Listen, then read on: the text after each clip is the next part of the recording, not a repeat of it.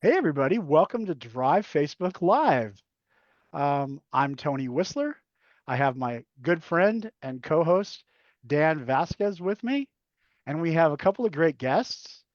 Today on the show, we have David Goldsmith of Urban Classics and his coach, Carla Weiss. Hey David, how's it going? Eh, Fantastic, fantastic. Great to be here. Very Hello, cool. everyone. Yeah. Hello, very good. And Carla, how are you doing today? I'm doing great. I That think is this is going to awesome. be fun. Can't wait. I think Let's it get going.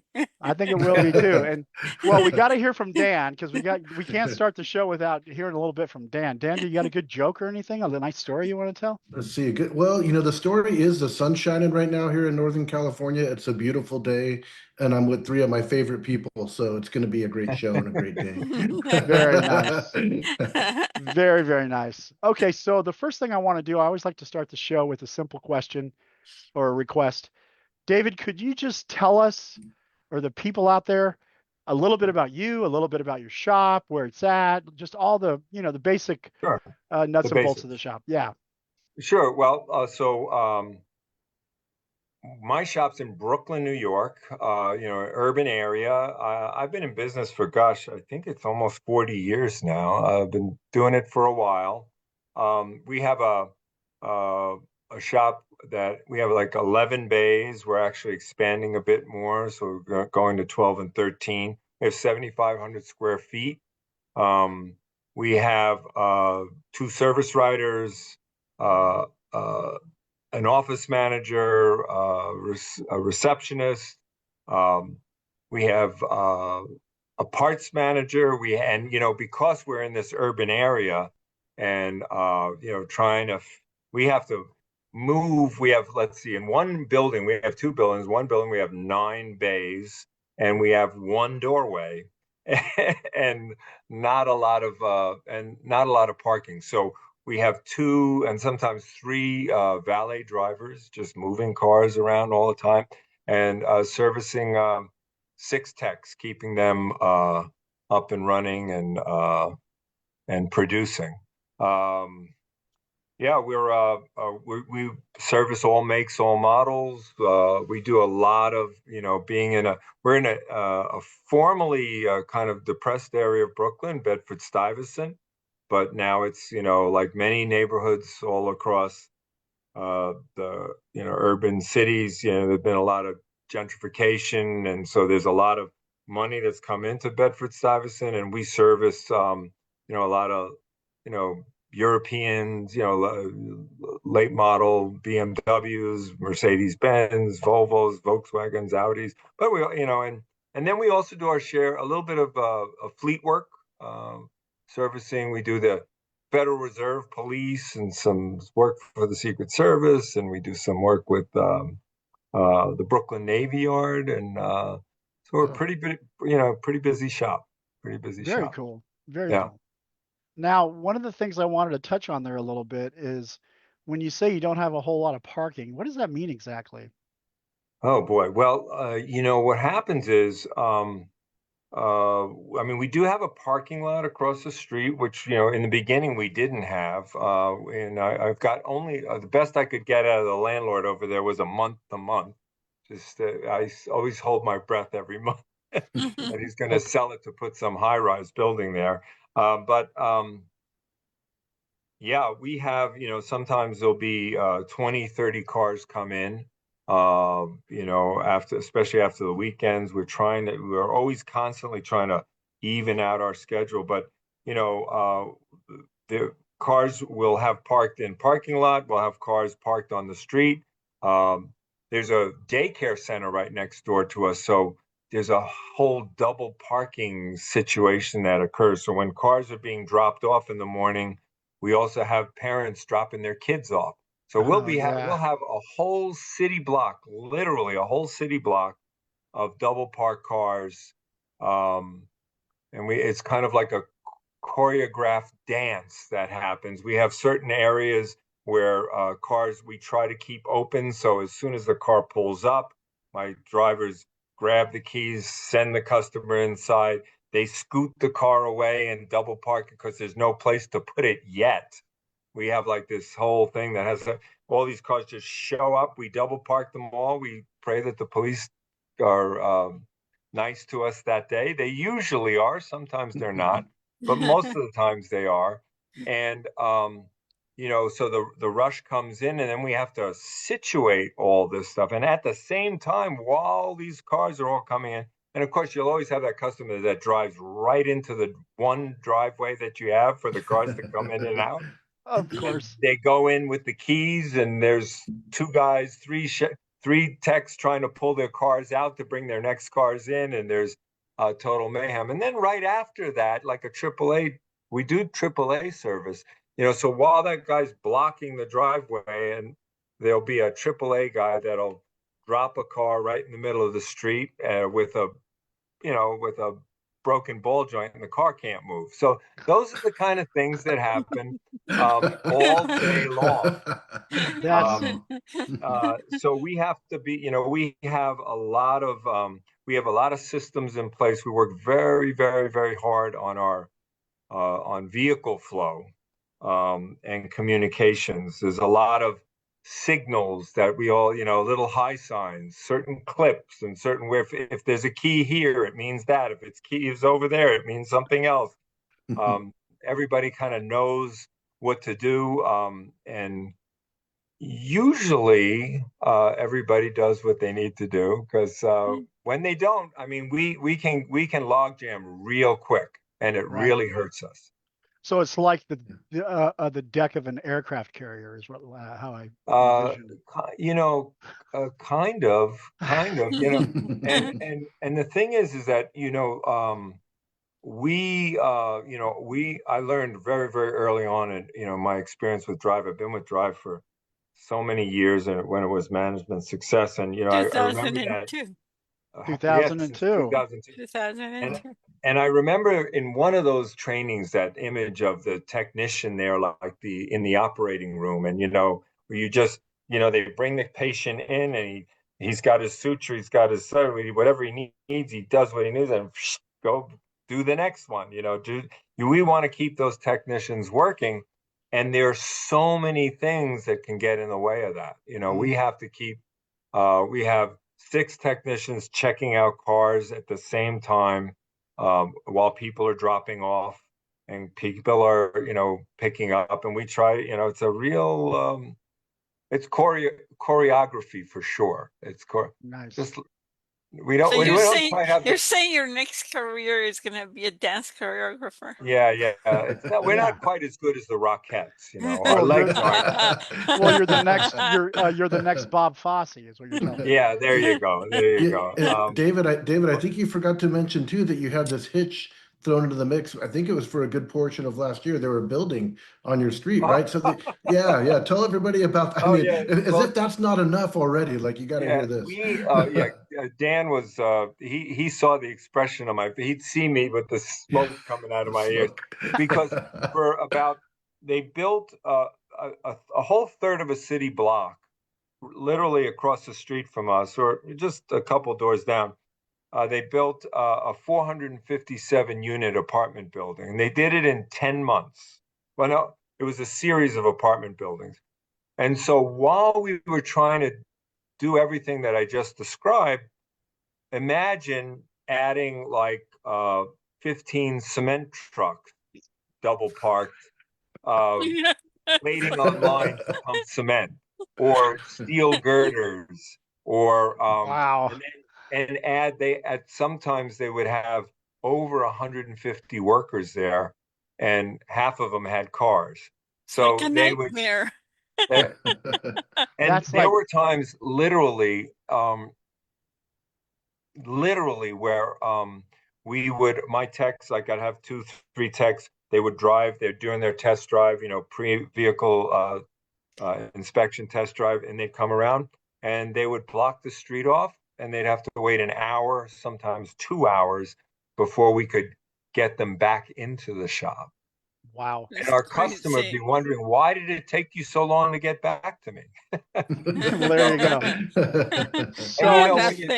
And when you think about it, Dan, and I'm sure we'll talk about numbers later on, it just kind of came to me. I said, geez, man, with that going on, how the hell did we boost production, our gross Yeah, sales by 20% over the year before? That's yeah, amazing. it's Just want to phenomenal. do a shout out. I just see that Scott McFell says hello. Shay Hinkle says hi as well. Just want to let you guys know that. I had one quick question. A lot of shops, if they're looking for a good service advisor, customer service is so important that sometimes they'll go out of the industry to find someone like maybe a great waitress that they knew or a great waiter that they Right. had, and they'll pick outside of the industry. So do you go looking for your parking guys? Do you go into like a valet who works at a hotel, a nice 5-star hotel? Do you hire Yeah, those guys? actually, we've been through a lot of valet people. You got some of my drive friends in the top 20 met one of our valet guys, right? Met Nasaj, young man who he was not. I'm a very young guy who graduated from an automotive high school in Brooklyn. Um, but who's got a very, you definitely, Tony, you hit the nail on the head.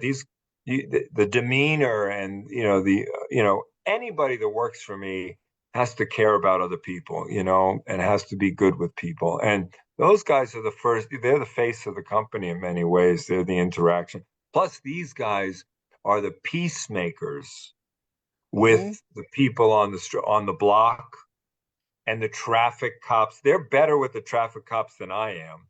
I want to shoot the traffic cops, but these We'll guys. edit that out. It's okay, Tony. Yeah, yeah, edit that one out. No, actually, no, but We got you.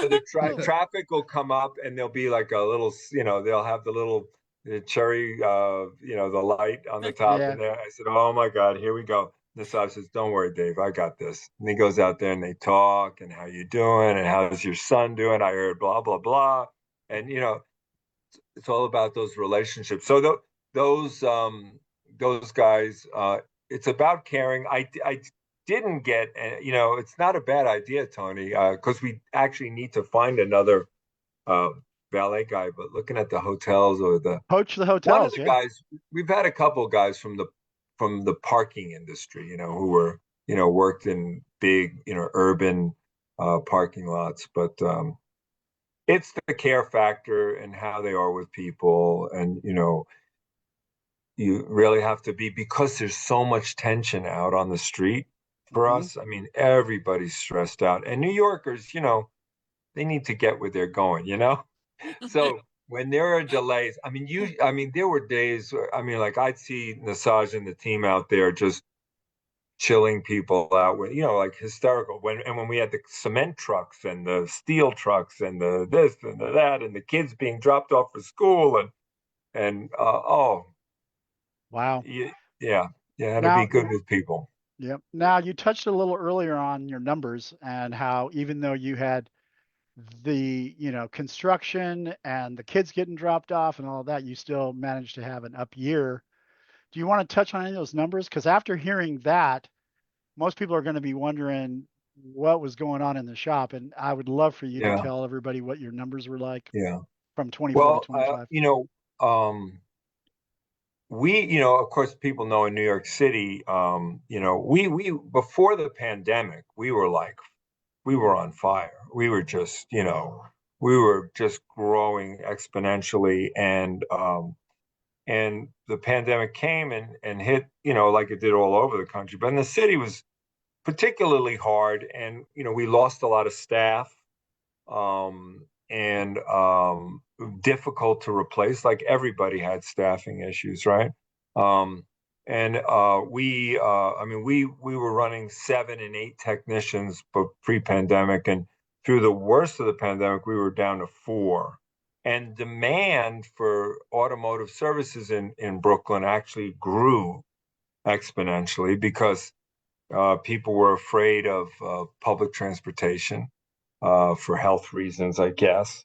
Um, and so the work was there, but we had a very difficult time getting it done um, with staffing issues. So when we had actually dropped precipitously through the pandemic, and then coming out of it, we were still short staffed, but critically, um, like the year before we did 3.2 million, which was a boost from pandemic era. So we were slowly climbing up.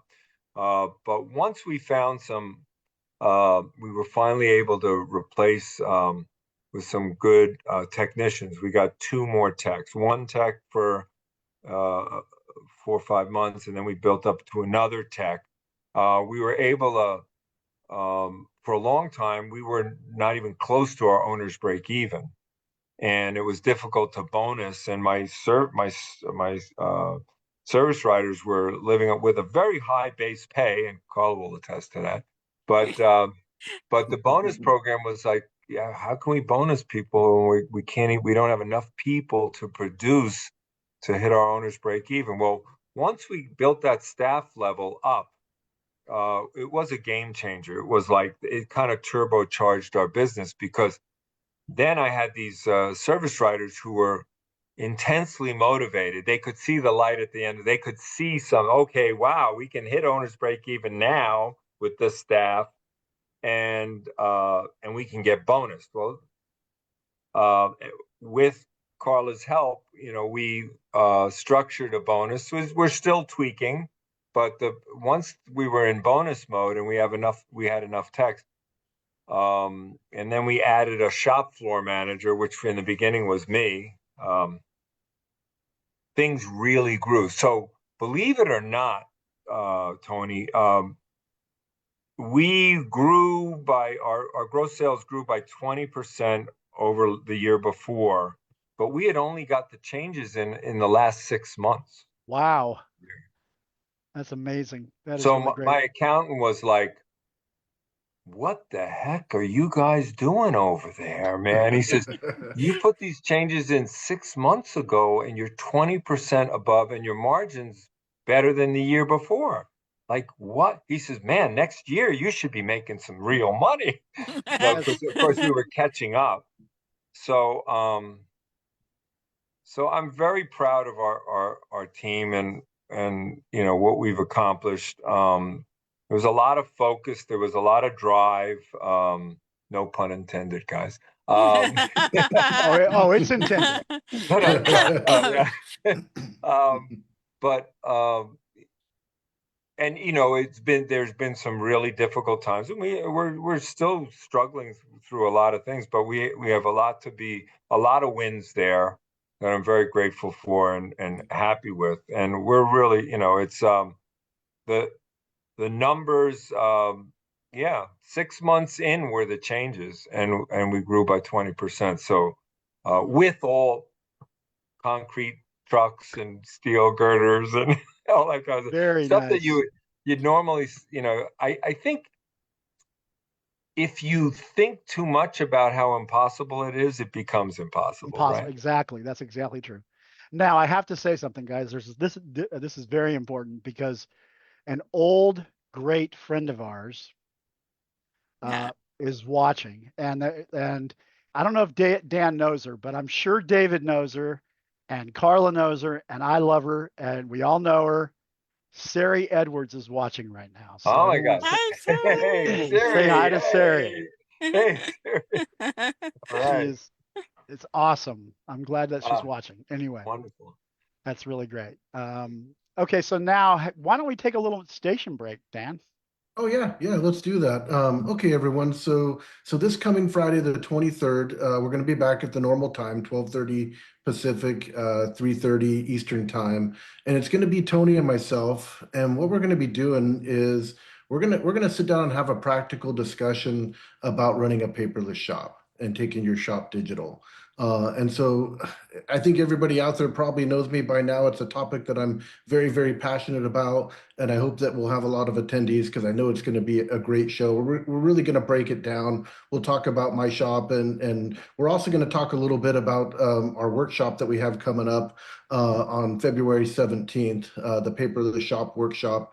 I'll be delivering that workshop. We've had it a couple times already. It's been really great. So if you, as a shop owner, are thinking about going, fully digital or paperless, or even if you're already, part of the way there on your journey, you're still going to get something out of the workshop, because it's a great conversation. and a great collaboration about how we can digitize the systems and the workflows in our shop. So I'm super excited about it. Can't wait to see you guys and talk about it next week.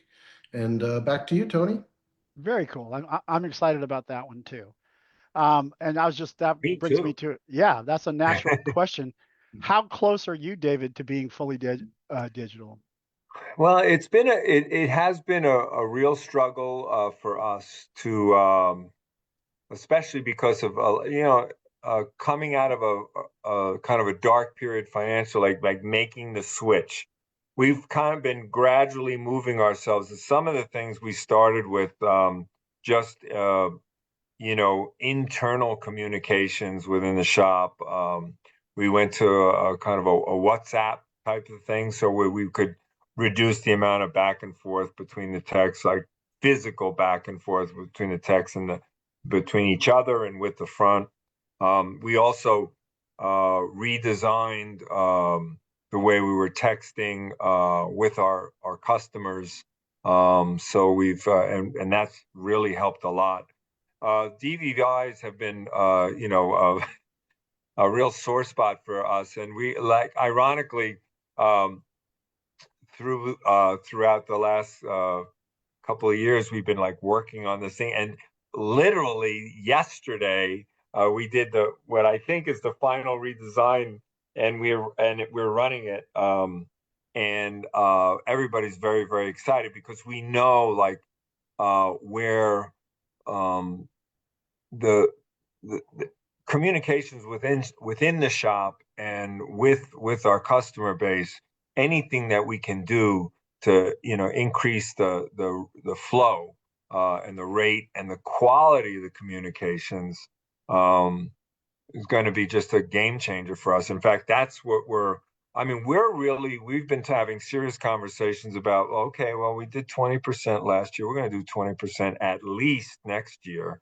And the way we're going to accomplish that is with not only full implementation of this new and improved DVI system, but we're also working on.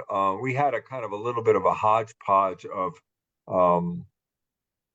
Auto Vitals, My Shop Manager, all kinds of CRM stuff, and we're in the process of really pulling that together into a more coherent way in which we're communicating with our customers. Because one of the ways we're going to do 20% again and repeat, if not better, will be also we're looking to reduce the number of cars we see next year. We're looking to our thing is increase our average RO. As you guys may have and gals may have, figured out by now, like, the number of cars coming through our shop puts a lot of pressure on us. Yeah. And anything that we can do to reduce the number of cars coming in, and we truly believe that, if we're effectively doing customer retention management, in other words, keeping people on their preventive maintenance, pre-selling work, making appointments, for the next appointment, all those kind of things, controlling the flow, that not only will we take, and this is the number one thing is, and it's what guides us in anything we do in our show, are we taking better care of our customers? Mm-hmm. We feel that we're going to be taking better care of our customers, better care of their cars, if we can reduce the number of cars that are coming in every day, and just handling everything that they need. Very, very cool. Yeah. So Carla, tell us from your side what you think of all of this, because obviously you're his coach. Well, I have to tell you something. I was thinking about this the other day. Oh, she's going to throw you under the bus. Here we go. Yeah. No, I won't. I think David will make a really good grandfather. That kid, the story that David is going to tell, I mean, that kid is going to be one lucky kid. Because he has a lot of stories and he's a great storyteller. Well, Carla, I told you that I had, and I like to tell some of the stories, and I'm fascinated by people. It's one of the things I love fixing cars, and I love fixing things that don't work. But I also love working with people and hearing their stories, and